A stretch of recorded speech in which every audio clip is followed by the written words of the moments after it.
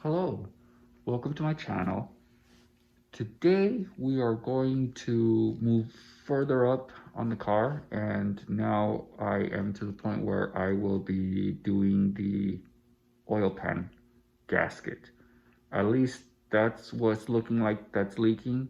However, uh, I did try to look up a little bit of information beforehand because there's a couple of things I had questions on under there. One thing I noticed is that a lot of people that work on this engine, it's a Chevy 350 small block. A lot of people work on it with the engine out of the car. I didn't really find a lot of anything really with the engine on the car. So I'm going to do something that I said that my channel was not going to be, and also it might just be a one-off video, but this will be a DIY on how to replace the gasket on that oil pan. All right, so I'm doing my best to kind of show you underneath my car. So behind this, so in this direction going backwards, where you kind of see this shiny spot here, that is where the transmission pan's at, and that's the part I just replaced on the previous video. Well, not the pan itself, the gasket.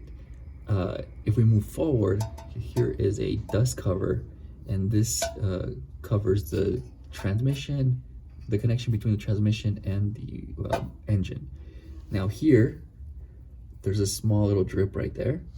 That is what's got me a little concerned, and so I'm thinking that's the pan that's leaking, the oil pan. And so, well, it's leaking from the oil pan gasket. So this is what we are going to be removing now. First thing you got to do is you got to remove this dust cover. So it's held down by 4 bolts, one there, one down here, and then one on the other side there, and then on the other side up here. And so what I believe these are an 11 millimeter socket is what fits in here. I do not know what the standard one's supposed to be. I don't really deal with standards very much, and so I'm going to just do an 11 millimeter because it works. Obviously, I'm checking that all my sockets that I put on these bolts and stuff and nuts do not have too much play, because again, I am aware that most of these are probably not metric, and they're actually standard. This bolt is like clear up here. So this is not really the best of signs. There was a small oil drip right there. It wasn't much, but there was a little bit of oil sitting there at the bottom. And so I'm really hoping that this is just the oil pan and not the rear main seal, because that will make this a lot more interesting. I'm trying to see under there, but it's extremely difficult. Let me see if it'll focus. So I am looking at the pan, and on the outside part of the pan, it seems to be wet. If I look up kind of close to this side over here, I don't see that on this side. So I don't know how oil would have gotten on here, like this area, but as far as what I'm able to tell, or at least what it's looking like, it is looking like, because the pan's wet, so, and the pan's got oil here, and then there's a drip right there, so it is looking like it's gonna be the oil pan there. So we got to dump out all the oil that's out of here. So we'll remove the drain plug, and then that will let it all come out. Due to all the bad luck that I've had with this car and just finding random stuff in the oil, from metal shavings to trash in the transmission pan filter, I am going to make sure that my pan is super clean there's nothing on there right now. That way, whatever comes out of that oil, I know was actually in the pan. As of today, I now own one standard socket. It's a 9/16. A 14 millimeter was too tight, didn't fit in here. A 15 millimeter was too loose. So I had to give in and grab the right size that went in here. I just went and matched it at my local auto parts store, and we're good to go. By matched it, I mean I took a 14 and a 15 and saw which one was slightly bigger. Oh my god, look at this oil. Nasty. So once I looked at this, my heart sank pretty much because there's just a lot of oil here. However, once I poured it out, let me see if I can kind of show you. The oil's red. And so in my previous video, you saw me change the oil pan gasket, not the oil pan, the transmission pan gasket, oil pan gasket. And so that's where this oil came from. So I think whatever entity was looking out for me, because yeah, that was a little stressful there. I could not wait. Based on my losing streak on this car, I wanted to make sure there was no surprise in this oil here. It's super dark, but outside of that, there's absolutely not one metal shaving in there. These are just like little cuts that I sprayed an adhesive on this pan, and it started eating up the plastic of it. But so they don't come off. That's just kind of how the pan is. But yeah, whatever entity was listening, thank you. Next, you got to release the oil filter. I have this tool here. I also have the one that goes on the wrenches, but for now, just this one was the closest one to my disposal. So this is what I'm using. I'm going to put you guys down for a while because I need two hands for this. This one's kind of tight. And there goes my oil filter wrench. All right, so two things to quickly note while I'm on this side. One, and the gasket seems to have stayed. So if we can get that off real quick. There we go. In your vehicle, you might have this be lower. So it's like down, let me see if I can move my head. It's like around this area right here. And so you'd have to release these two bolts here, and then all this will come down, and then you'll be able to access these bolts here. That's something that I've seen in other engines that are similar to this one, that there's just that small modification where the filter sits a little bit lower. On this side, however, I think it's very common for the starter to be in the way. So I think most, if not all, of the small block 350 engines, Chevy engines, you have to drop the starter.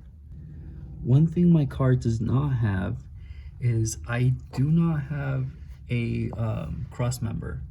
So newer vehicles will have one going through here. This is, I kind of wish it did have one actually, because this makes this chassis flex. Is probably more likely to flex, I should say, than necessarily one that's reinforced with the cross member through here. So I don't have to worry about messing with it or trying to remove it. We will discuss this a little further once I get closer to bringing down the pan. But for now, let's just kind of put our focus back on this guy. Let's discuss this starter real quick. So this right here is a shim, and it's been added because this was too close to this part here. And if it's too close, then it causes premature wear. So by doing this, this brings this down a little bit more, causing the teeth in here to come further away from that part. So one thing I'm going to do is I'm going to mark this exactly how it is here, so I know that that's how it needs to go back. Typically, you would have a tool that you could get the measurement so that you can measure the lag between here and there. However, I don't have that, so the best thing to do is to just make sure that I measure this exactly how, or put this back exactly how it was. So we're going to remove this bolt here. Luckily, there is not a shim on the other side of this bolt, so like where this meets the block, if you needed this to get closer, so right now it's set up to have this go further away from here. If you needed this to get closer, then this bolt on the other side would have a shim up top where you can't really see in here, but it'd be down there. So those two bolts are what I need to remove. If I'm going to just try to not mess with any of these, I'm going to just leave them on. At worst, I can zip tie this up here. I only need 2 inches of space between here and the pan. So, and then there's a bolt back here in the back. Let me see if I can't get around and show that. Well then, as you can see, mine does not seem to have a bracket holding this, the back end of this up. So technically, I think it would go off of this here and then it would bracket down onto one of the bolts. Or maybe that's probably why, because it's just too far away. Who knows? This one only has 2, but typically you might have 3. So we're just gonna remove those 2 bolts and this should come down. Okay, so marking it, super important.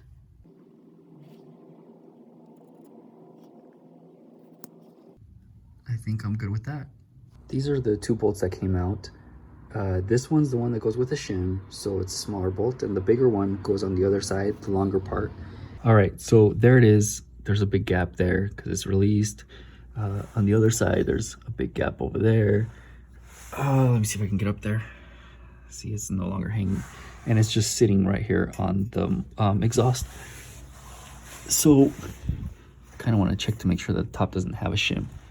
I haven't seen one fall, but now this is actually kind of heavy. So when you do mess with this, like just be careful with your fingers and stuff, especially if you're by other steel parts. So I'm just going to maneuver it, and hopefully I have enough space that I don't have to move this completely out of here. At worst, I can just zip tie it here, so it's just kind of hanging like that, and then I should be able to get to the pan.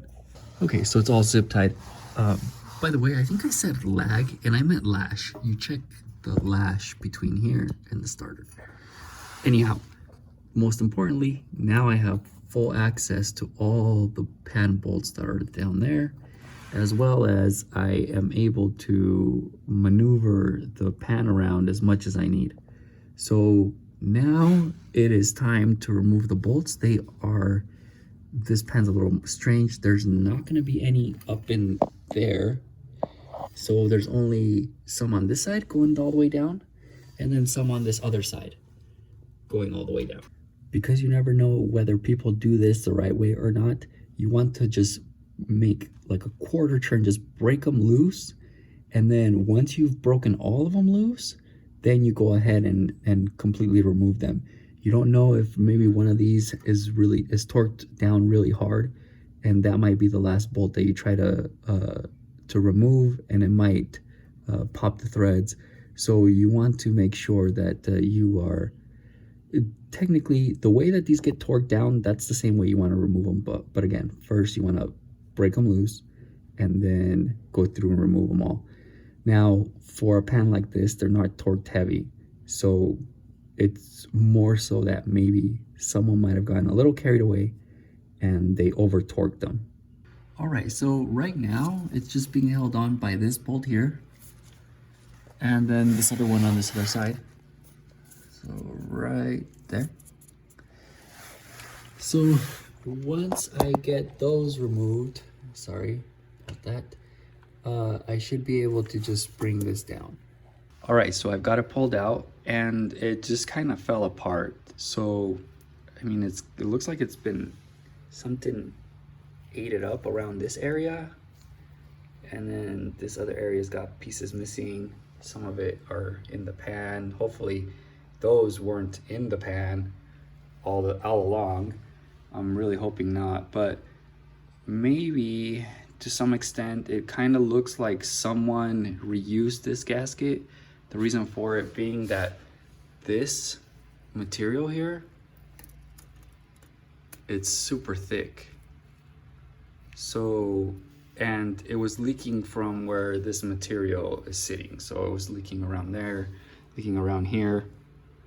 Once I get underneath the car, I can kind of show you a little better. It's a little sludgy, so I'll have to clean this pan out really good. But other than that, like, look at this. So one very important thing is that this part of the crank can be down here. Now, a cross member would come through here in most vehicles, and so you might not have the luxury of being able to just pull it down like I did. However, if you set the engine to top dead center, this part of the crank where this bolt here, this should be at the very bottom, giving you about, well, you know, you can kind of see there, what is that? Maybe like 5, 6, maybe 7 centimeters. It'll give you quite a bit more space to be able to drop the pan down. Now, you might still have to raise the engine a little bit, but I would think that you should be able to get that pan out of here over the cross member and underneath this if you set this up to top dead center. So yeah, that's something that I wanted to note there. As far as the pan failing, it did fairly good here, but let me see if I can get up there. Like under here, let me see. There we go. Under here, you can see all this gunk and stuff. Nothing's going to seal around here. Like, so they definitely reused this gasket. Like I don't know why, but they definitely reused it, and yeah, that's not gonna work.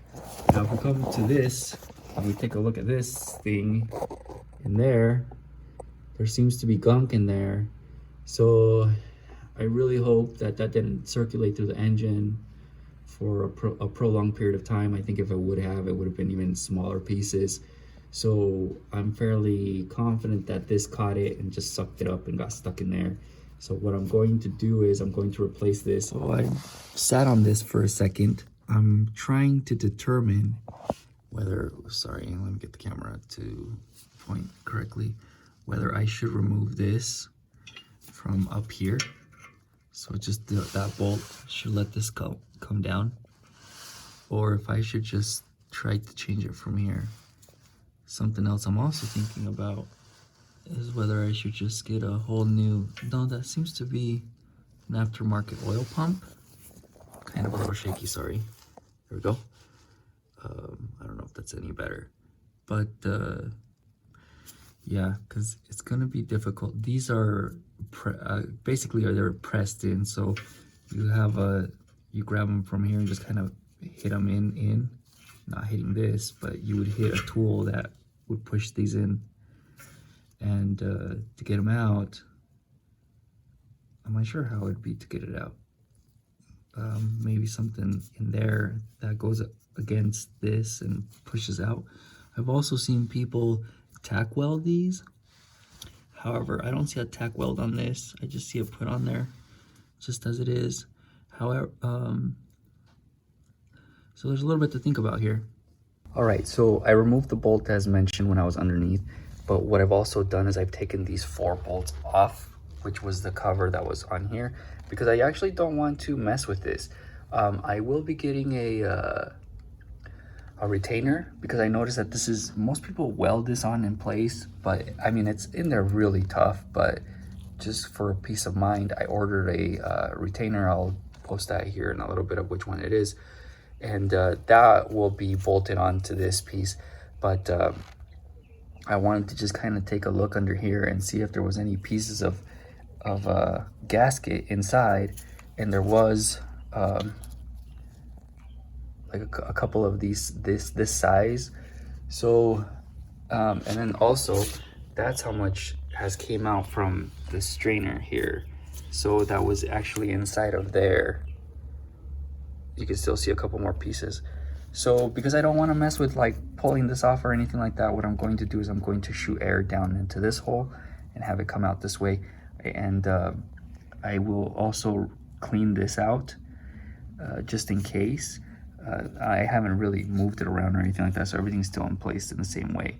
So what I will be doing is I will just fill this up with oil again, or just make sure that it's primed before I put it back in. All right, so I've cleaned it. It's all cleaned out. It's nice and clean, at least I think. Yeah. And so what I'm going to do now is I'm going to run, I have some old oil. Well, not old, it's new oil, just it's been sitting in this bottle for a while. So I'm just going to run that through here to make sure it's all lubricated and primed, I guess would be the right term there. I'm going to do that to this here, even though I didn't really mess with this too much. It's all pretty clean outside of, oops, I literally just said I wasn't going to try to turn anything on there. So that's all pretty good. So I'm going to just kind of make sure it's all lubricated and everything like that, and then I'll be putting it back up in under the car. All right, so let me see if I can't show this real quick. That hole that you see next to that big bolt, I wish I could point at it. Kind of in a really difficult position here. Let me see. That hole, that one right there, that's where this will go up into. And then these other spots here is where you'll have, like the center one is where the bolt bolts up to. And then those two studs basically align it. That bolt needs to be torqued down to 65 pounds of torque, foot-pounds of torque. So that's what I'm doing now. And I might need 2 hands for this. Yeah, I'm gonna need 2 hands. When you are checking the clearance here, it needs to be between 9.5 to 12 millimeters. So that's kind of the gap that you need here between the bottom of the pan and this. I know I keep calling it a strainer, but it's a pickup tube. Before continuing any further, I need to clean the bottom of the pan and the top of the pan and the bottom of the block. So I'm going to remove all this gunk first. This is the piece that I was referring to. It's arrived. So let's go install it in the oil pump. All right, so I've got it torn apart, right? Well, not torn apart. I have it spread apart. So this, and basically it's going to connect to these 2 bolts here, this one and the one here. So I have to remove those. But it's going to be sitting in here. Let me see if I can get some more space back here. It's going to be initially sitting like this. You're able to just open this up. It's not very tough steel. It's more so just to kind of keep this in place from what it seems like. All right, so it's on, kind of like that. So into the 2 bolts of the oil pump, and then that's just kind of how it looks there. So that nut had quite a bit of resistance going up in there, but I've tightened it as tight as my small drive will let me tighten it. It's not really torqued down to anything, but well, I don't know what torque spec is down. It's torqued too, but it's very tight. So the last thing I want is this not falling in here and circulating through the engine. One thing I want to do is I want to check and still make sure that the proper clearance will be here between this and the pan, because while tightening this, I want to make sure that this did not move the angle of this. Okay, so the pan's all cleaned out. If we look at it closely down here, I don't know if you noticed before in the video, but there was a dent right there. I pounded it out. That little tiny one that's back there, I couldn't really get it, so, but that will be fine. So now that it's clean, I have to go clean underneath the block, but I'm going to quickly do the measurements here and seeing how deep the pan is. That way I can make sure that pickup is actually in the right position. All right, so I'm getting 18.5 centimeters deep.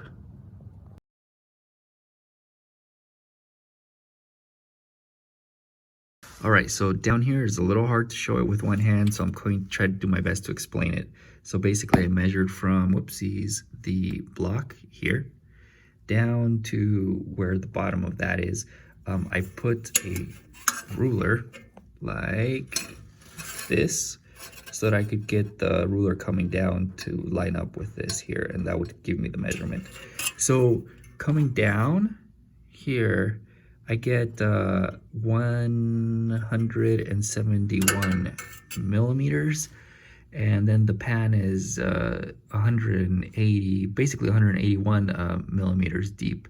So that puts me at 11 millimeters, which I'm supposed to be between 9.5 to 12.5. So that's right on. So I'm just going to leave it as is.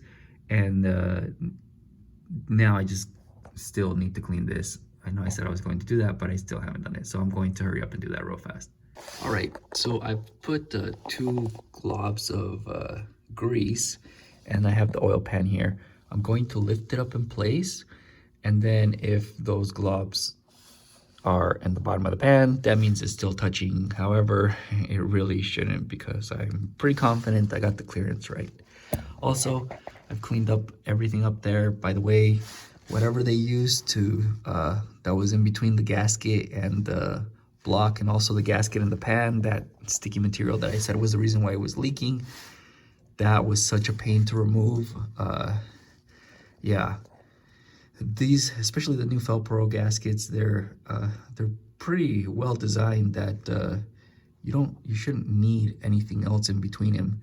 So in between them, I accidentally bumped it right there. Otherwise, there's nothing down here at the bottom. So we're good. Let's discuss the gasket real fast. So everything like this will come with this particular gasket. I would think that maybe if you get the one-piece gaskets, they will all kind of come with similar material or similar items. I don't know, but I may be wrong on that, so don't quote me on it. But these 4 screws and these 4 washers are what go on the ends, right here and right here, and then right here and right here. The other ones are the ones that just go around here. These is what you use to keep the gasket in place while you stick it up in the car. So these, you will put them up in the block of the car. They have thread. They're threaded. So you screw them up there in where the 4 the bigger bolts would go. So kind of on the ends. And then once you put them up there, they're going to be hanging like this. And so the gasket and the pan will come through here, and they will snap inside here. In between that, I don't know how well you can see it. I'll have to take one of these out. But they'll snap in between there, and it'll stay there, so it'll allow for you to put the other bolts in. So let me go ahead and set that up, and then I'll try to show it. I want to explain it because I'm not sure how much of it I can actually show under there. It's kind of difficult, especially with only one hand. So let me put this in, and then I'll come back. All right, so it's going to kind of look like this basically. And just one thing that I probably did not mention, there's 2 prongs on the gasket itself. You can kind of see them there in that corner. Those go into that little dip that's in there. Let me see if I can actually remove this one so I can kind of show you. Give me 1 sec. All right, so in that gap here, let me see if I can get in there, that gap right there, this prong of the gasket, and not that prong, that needs to fit right inside there. If you don't have it in there, you're going to have problems, and it's just gonna leak just as bad. You know you have done it right if it will look something like this. So gasket's inside there, and then there it is. Other side. So after you have it held up by the little bolts, you can go ahead and remove the plastic retainers and then put in the bigger bolts. All right, so once you have them all in, you will torque the smaller bolts to 8 foot-pounds, and then the bigger bolts, the ones like on the corner like this one, and the one all the way back there, you will torque those to 18. Okay, so I just have to now do the outer ones, so the bigger bolts right here and the one on the opposite side and so on. Luckily, as I torque them down, I will just be able to do an X, so that one first, this one second, third, fourth. If you don't know how to torque on a, in a star pattern, you would start on one side, go to the other side, jump over, come back, and then you just kind of, basically you're making a star, you know, a star. Anyway, 4 more bolts and then the pan will be on. Okay, so now what I'm doing is I'm driving up the bolts that hold up the starter. So this bolt's in. Once I get it all up in here, then I need to align this shim so it's like that. So that's the reason for the markings. And then it'll clear everything over there. I know it doesn't look like it, but it really actually is clearing by like at least an inch. I can't get the camera in there though to show you. So once I get that up, then the starter should be all in place. All right, so everything's put back exactly how it was before. I was reading that these are supposed to be, whoopsies, 25 to 30 foot-pounds. So we will just be torquing these to 30 foot-pounds of torque. And I'm going to need 2 hands for this, so 1 sec. All right, so I was getting ready to show putting up the dust cover and everything like that, as you see it all on now. When I was removing the one on this side, this bolt, when I first began, let me see if I can get over here, that one, it popped and I didn't think much of it. But when I went to put it back in, now it's that whole strip. There's not supposed to be a nut right there. I put that nut right there. And then normally I would just tap it and make the hole bigger, but it's just too much effort for something that goes all the way through on the transmission housing. So, you know, might as well just run a nut on it and call it good. Because I'm OCD, I had to do the same thing to the other side, and so that's the reason for the other nut on the other right here. As far as I know, I would think that these nuts, by the way, or these bolts, the ones that hold the cover on, shouldn't have to have too much, they shouldn't be that tight. I probably would think that maybe like 8 to 10 pounds of torque, maybe even less, would be sufficient. However, again, I couldn't get that far. These two are just torqued, they're not torqued down, they're just tightened down, hand tight with a wrench.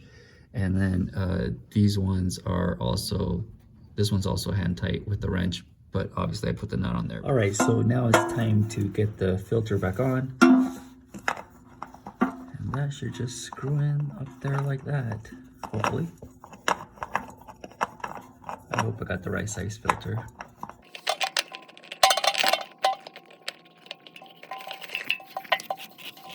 Don't forget the drain bolt. I'm putting a little bit of RTV.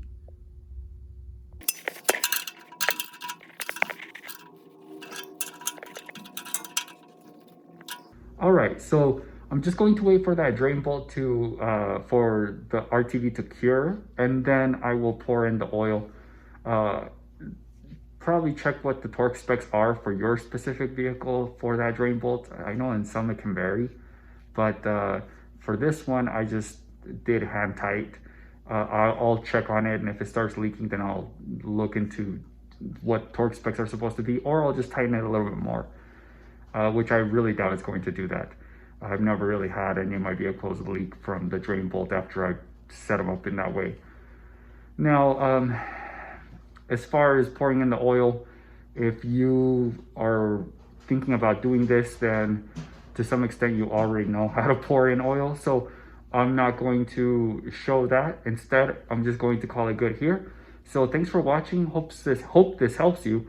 And then I'll just catch you guys on the next one.